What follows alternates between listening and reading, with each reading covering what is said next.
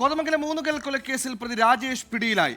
കൊച്ചിയിൽ നിന്ന് ബംഗളൂരുവിലേക്ക് രക്ഷപ്പെടാൻ ശ്രമിക്കുന്നതിനിടയിലാണ് പ്രതിയെ പ്രത്യേക അന്വേഷണ സംഘം പിടികൂടിയത്.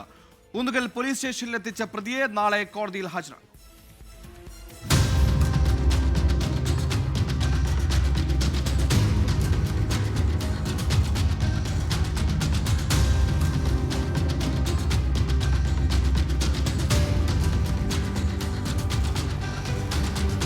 കഴിഞ്ഞ 5 ദിവസമായി ഒളിവിൽ കഴിഞ്ഞിരുന്ന രാജേഷ് ബംഗളൂരുവിലെ ബന്ധുവിന്റെ അടുത്തേക്ക് ബസ് കയറാൻ പുറപ്പെടുന്നതിനിടയിലാണ് പോലീസ് പിടിയിലാകുന്നത്.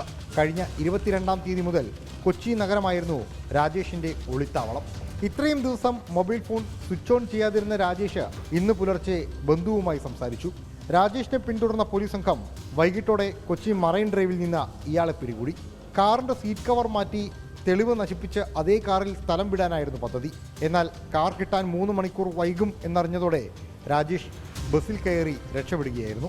പിടികൂടുമ്പോൾ ശാന്തയുടെ സ്വർണം പണയം വെച്ച് കിട്ടിയ പണവും രാജേഷിന്റെ പക്കലുണ്ട് എന്ന് പോലീസ് സ്ഥിരീകരിച്ചിട്ടുണ്ട്.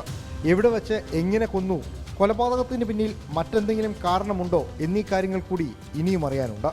രാത്രിയോടെ ഊന്നുകൽ പോലീസ് സ്റ്റേഷനിലെത്തിച്ച രാജേഷിന്റെ അറസ്റ്റ് രേഖപ്പെടുത്തി നാളെ കോതമംഗലം കോടതിയിൽ ഹാജരാക്കും.